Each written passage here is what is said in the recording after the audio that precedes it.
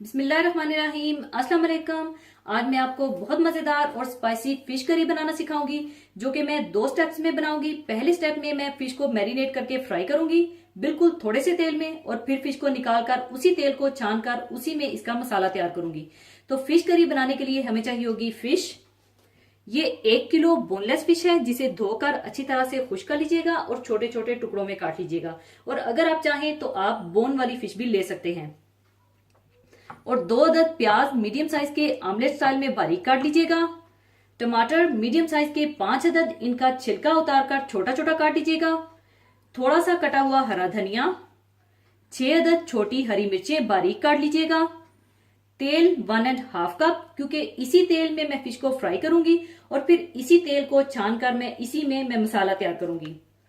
और फ्रेश नींबू का जूस 4 टेबलस्पून, जिसमें से 2 टेबलस्पून फिश को मैरिनेट करने के लिए जाएगा और 2 टेबलस्पून आखिर में फिश करी में डालूंगी।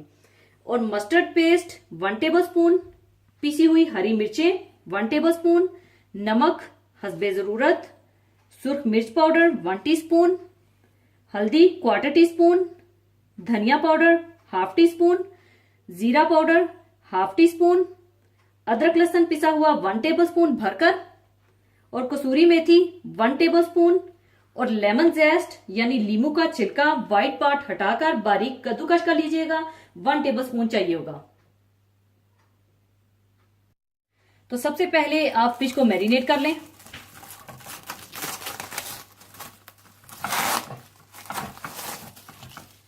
और इसमें डाल दें पिसी हुई हरी मिर्चें, लीमू का जूस, नमक और मस्टर्ड पेस्ट।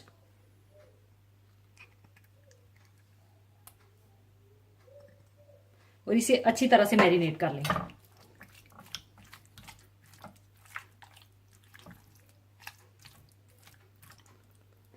अच्छी तरह मैरिनेट करने के बाद आप इसे 10 से 15 मिनट के लिए रेस्ट दे दें। 10 से 15 मिनट गुजरने के बाद आप तेल गरम कर लें।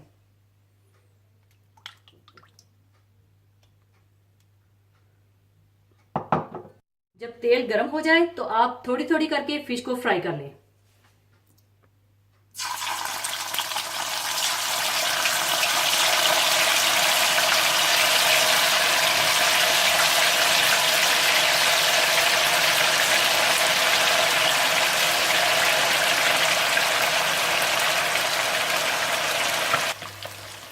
और जब ये अच्छी सी गोल्डन ब्राउन हो जाए तो आप इसे निकाल लें।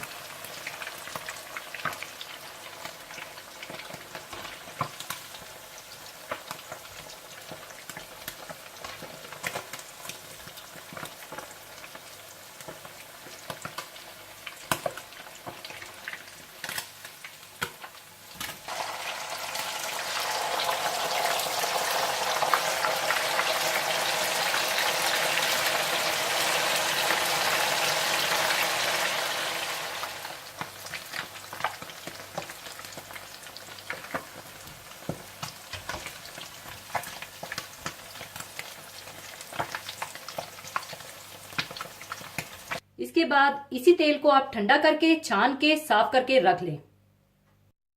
तेल को साफ करने के बाद आप प्याज डाल लें और इन्हें गोल्डन ब्राउन कर लें।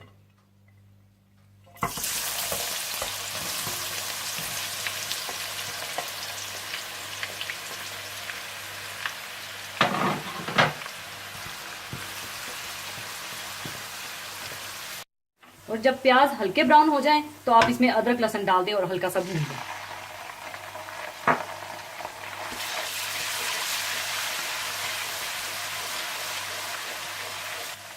थोड़ा सा भूनने के बाद आप इसमें टमाटर डाल दें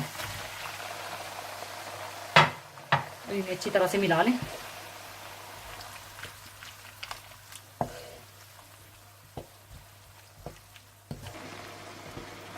और साथ ही आप इसमें सूख मिर्च पाउडर, हल्दी पाउडर, जीरा पाउडर, धनिया पाउडर और नमक डालकर अच्छी तरह से भून लें।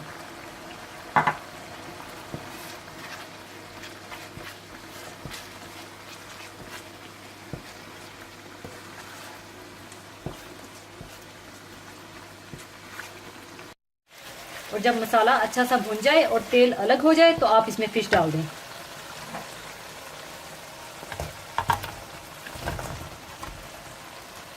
और साथ ही आप इसमें लेमन जूस, कसूरी मेथी और लेमन जेस्ट ये डालकर आप 4 से 5 मिनट के लिए भून लें।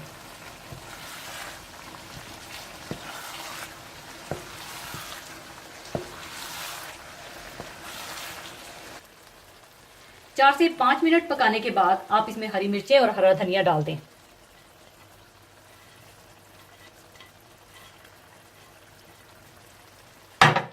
और इसे अच्छी तरह से मिला लें।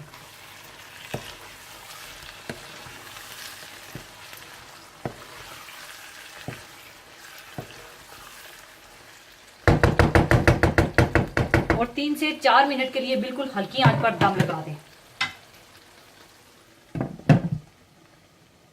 लीजिए, फिश करी तैयार है। अब इसे मैं सर्विंग डिश में निकाल लूंगी।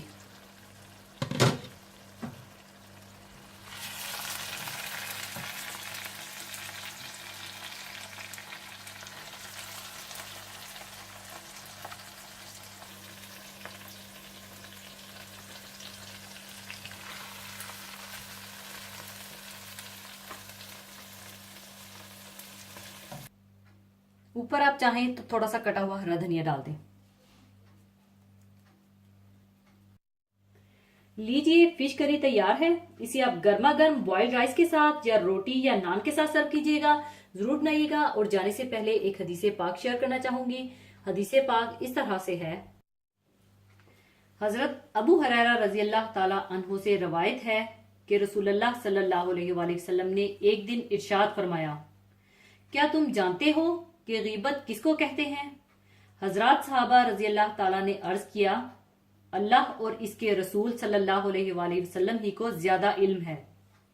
आप सल्लल्लाहु अलैहि वसल्लम ने फरमाया, तुम्हारा अपने किसी भाई का इस तरह जिक्र करना जो इसको नापसंद हो, यही गिबत है।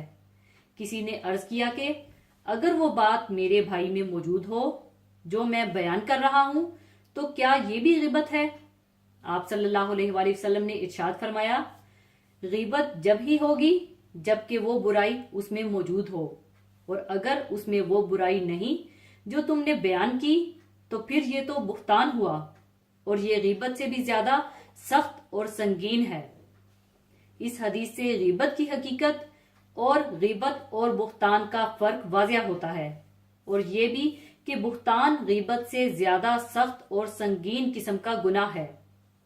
दरअसल गुनाह की बुनियाद किसी का दिल दुखाने और उसकी रुसवाई और बेइज्जती करने पर है, ख्वाह वो उसके मुंह पर की जाए या उसके पीछे। लिहाजा किसी की ऐसी बुराई का जिक्र किया जाए जिसके जिक्र से उसको नागवारी और तकलीफ हो, गिबत है।